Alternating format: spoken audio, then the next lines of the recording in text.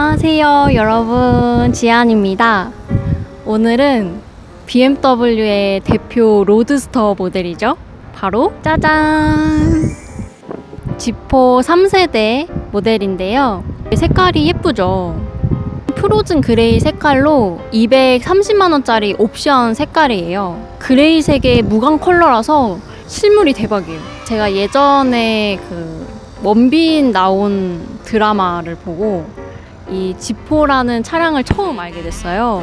근데 그때 너무 예뻐가지고 제 옛날의 드림카였었는데 10년 만에 처음으로 풀체인지 내서 이제 3세대 지포 모델로 나오게 되었습니다. 콧구멍은 기존 모델에 비해서 좀 작아졌긴 했는데 뭔가 이 부분이 눈에 많이 띄더라고요. 더 멧돼지스러운 느낌? 앞으로 더 뚫고 나갈 것 같은 그런 역동적인 이미지가 강했습니다. 그리고 이 앞에 그릴에 이 살이 원래 BMW는 이렇게 세로로 들어가 있잖아요. 근데 지포 같은 경우에는 그 세로 그릴을 안 넣고 이런 식으로 뭔가 다이아몬드 박아놓은 듯이 약간 벌집 모양처럼 이렇게 바뀐 모습이 어색하지가 않고 예쁩니다. 공기 들어가는 흡입구 이 부분을 보시면 유광 블랙으로 처리가 되어 있어서 깔끔하고요. 그리고 저는 제일 눈에 띈 부분이 바로 이 헤드램프 부분입니다. 기존 모델 같은 경우에는 이렇게 가로로 나란히 배치가 되어 있었는데 이제 3세대로 오면서 세로로 이렇게 배치가 되어 있는 모습을 볼 수가 있습니다. 당연히 LED로 구성이 되어 있고 눈이 굉장히 샤프하고 날카로워요. 날카로운 이미지가 강하고 저는 개인적으로 이 바뀐 헤드램프 모습이 더 마음에 듭니다. 또 제가 엔진을 한번 열어볼게요. 이 엔진룸을 열 때는 미니랑 똑같이 2번 당겨야지만 열립니다. 그리고 이 안에가 단조롭네요. 이 지포는 4기통으로 바뀌었고 마력은 197마력으로 저는 생각보다 마력이 좀 작아서 좀 이따 주행을 해보겠지만 뭔가 좀 아쉬운 감이 없잖아 있을 것 같습니다.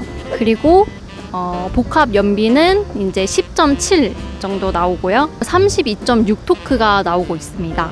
근데 이 엔진을 보시면은 트윈 파워 터보라고 써져 있는데 이게 트윈 터보가 아닌 트윈 파워를 내는 터보. 약간 BMW에서 말장난으로 하는 식인데 이게 아무래도 싱글 터보다 보니까 약간 터보렉이 조금 심한 편입니다.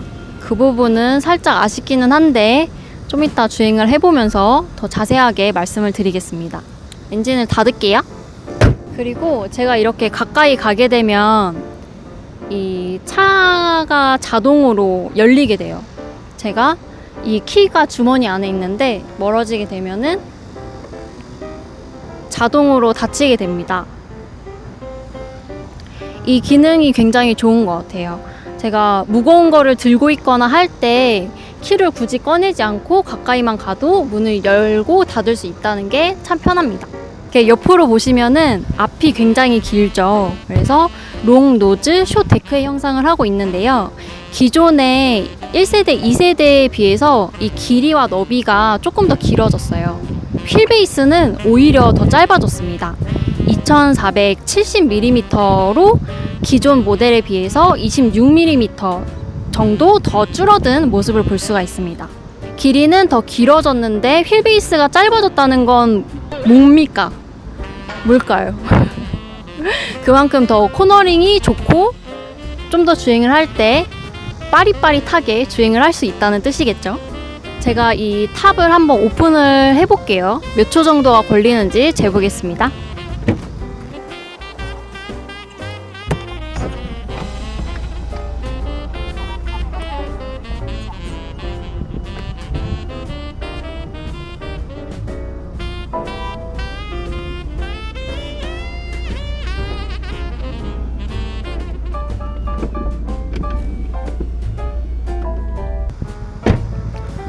이렇게 오픈을 하고 대략 10초 정도가 걸립니다. 이게 시속 50km 이하로 달렸을 경우에 오픈을 하고 다시 닫을 수가 있습니다.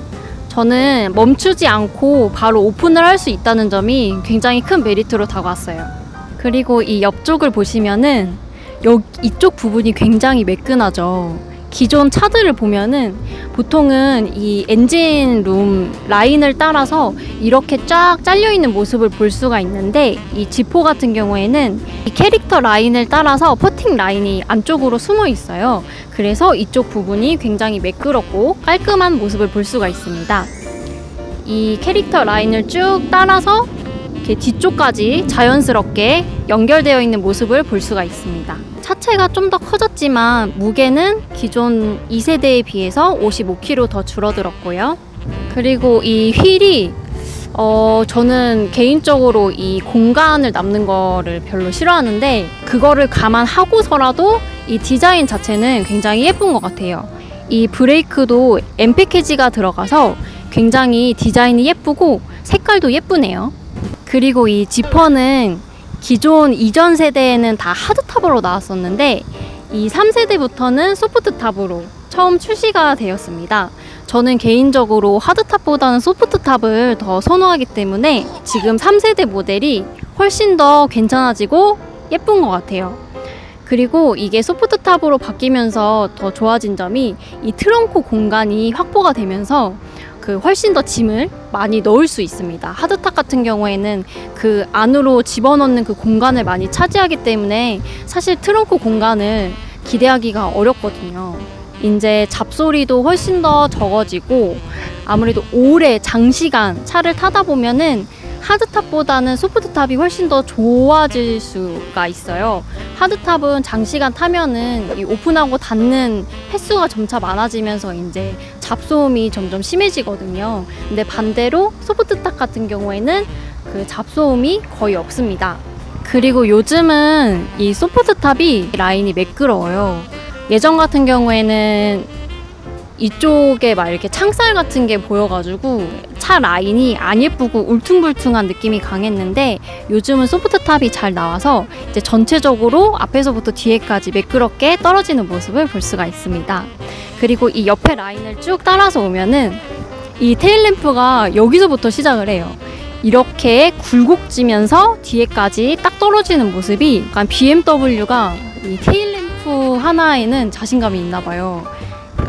이 G4뿐만이 아니라 i8 차량 같은 경우에도 뒷모습이 굉장히 예쁘거든요. 이렇게 약간 비슷하게 디자인된 모습을 볼 수가 있습니다. 이 뒤에 라인을 따라서 이렇게 위로 살짝 올라와 있는 모습을 볼 수가 있는데요. 이 트렁크랑 같이 연결이 되면서 약간 일체형 스포일러죠. 저도 이제 미니 로드스터를 타면서 항상 이 스포일러를 올리고 다녔었거든요. 근데 이 지포 같은 경우에는 이게 붙어 있으니까 따로 올리고 내릴 필요 없이 이렇게 예쁜 모습을 하고 있습니다. 이 뒤쪽에 보시면은 이 디퓨저도 이렇게 밑에 달려 있고, 그리고 이 색상이 약간 이 프로즌 그레이 색상이랑 잘 맞아 떨어져서 약간 전체적으로 조화롭게 예쁜 것 같습니다. 이 디퓨저 뒤쪽에 후진등이 달려 있어서 굉장히 스포티합니다. 그리고 이 양옆에 머플러가 딱 박혀 있는 모습을 볼 수가 있습니다. 이쪽 부분도 보시면은 이 뒤에서 봤을 때 뒷모습이 예뻐 보이는 이유 중에 하나가 저는 이 부분이라고 생각합니다.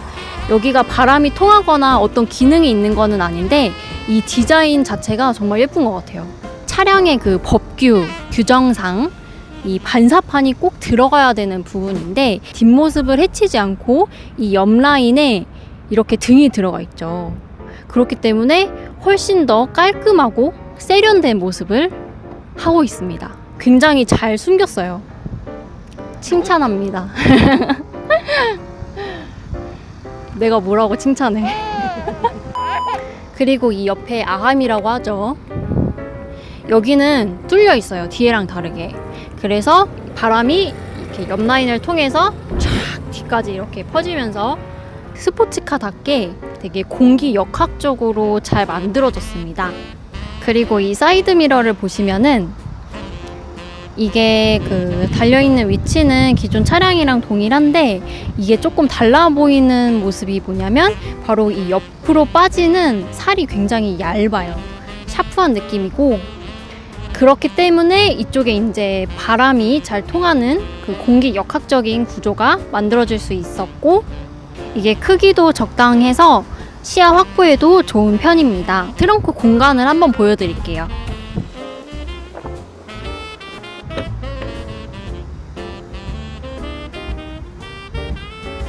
이렇게 열게 되면 이전 모델이랑 비교했을 때 확실히 트렁크 공간이 훨씬 더 커졌다라는 느낌을 받으실 수가 있습니다.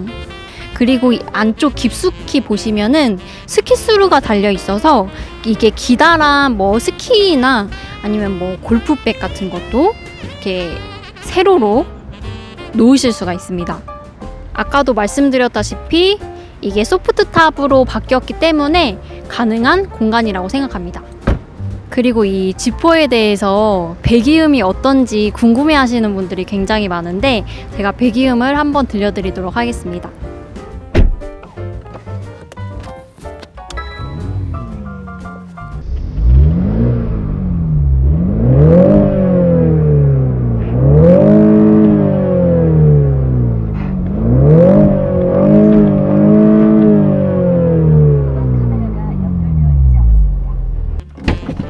배기음 왜 이래?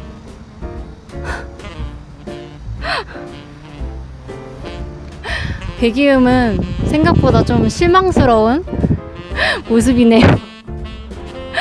아무래도 4기통이다 보니까 살짝 좀 힘겨운 느낌이 있습니다.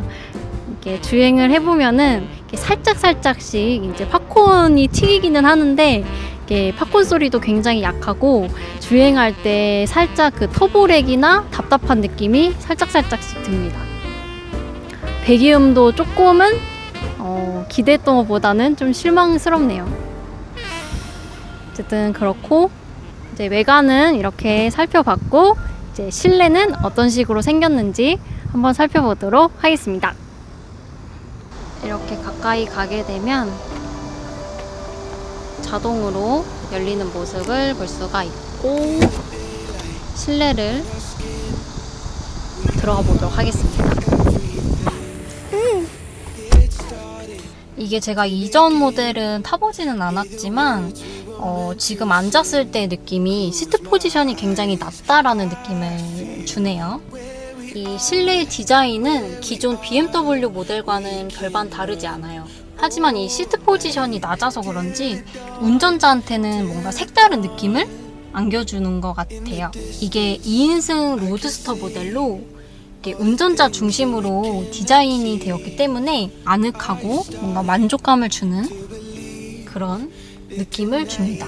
또 이 계기판을 보시면은 12인치로 굉장히 크고 시원스러운 그런 디자인의 계기판을 볼 수가 있고 그리고 이 디스플레이도 터치로 되어 있습니다. 굉장히 편한 것 같아요. 엔진 버튼은 기존 모델과 다르게 이 기어 노브 옆에 위치되어 있고요. 시동을 한번 걸어볼게요. 그리고 또 이 기어 노브가 굉장히 동그랗게 디자인이 바뀌었습니다. 이 로드스터 차량 특성상 사실은 이런 공간들을 많이 창출하기가 어렵거든요. 그럼에도 불구하고 이 알짜배기 공간들이 이렇게 곳곳에 숨어 있는 걸 볼 수가 있습니다. 이렇게 컵홀더도 이쪽에 잘 배치되어 있고 이 가운데 공간도 마련이 되어 있고요. 그리고 아무래도 이게 2인승 로드스터다 보니까 이 뒤쪽에 거의 공간을 기대하기 어렵기는 한데 약간 이 막을 가운데에 달아줌으로써 여기에 뭐 가방이나 뭐 파우치나 약간 작은 짐들을 뒤쪽에 넣으실 수가 있습니다. 또 이 옆쪽에도 이런 세세한 공간들을 살려줬고요. 그리고 오픈할 때는 저는 이쪽에서 찾았는데 오픈을 할 때는 이 버튼을 누르시면 됩니다. 사이드 미러가 굉장히 잘 보이죠. 크기도 적당한 것 같고 이 옆에서 봤을 때 이 A필러 부분에서 가려진 부분이 많은데 살 자체가 얇게 떨어지다 보니까 이쪽 운전석에서 바라봤을 때의 느낌이 굉장히 시원스럽습니다. 이렇게 해서 외관과 실내까지 다 살펴봤는데요. 이제 주행편은 2부에서 다시 이어서 시작을 하도록 하겠습니다. 이 지포 차량을 협찬 지원해주신 BMW 코오롱 스포츠의 오수근 팀장님께 감사 인사드립니다. 정말 감사합니다. 이 차량을 빌려주시느냐고 굉장히 고생이 많으셨는데 정말 감사드리고, 제 영상이 도움이 되셨으면 밑에 구독과 좋아요 눌러주시면 더 감사합니다. 다음에 봐요. 안녕. We can run all night till the dawn, till the